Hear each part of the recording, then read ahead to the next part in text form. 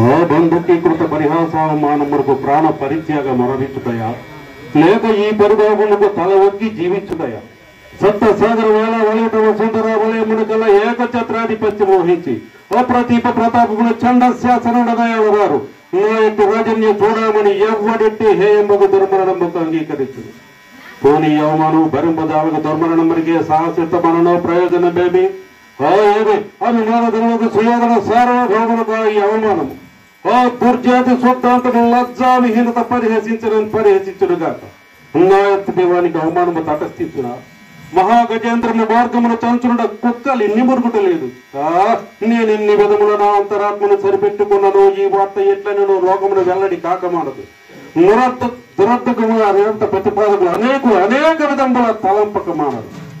సార్వభౌముని జీవితముని ఈ కళంకము స్థానం ఏర్పరచు కొనకమానదు.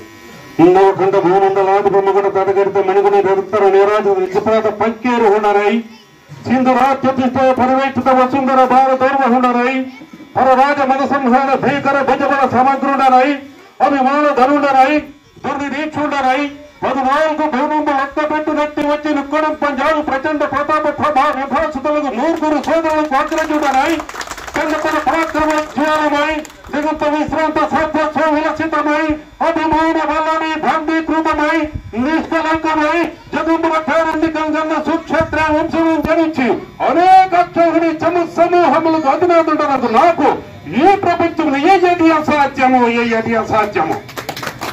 ఇప్పుడే పోయా పురపుర చీల్చి చెండాడదా, ఆ పురముగల భస్మీపడవును గావించదా, నా మనోవికల్పములకు కారణమైన ఆ మయ సభను విధ్వంసము నచ్చదా.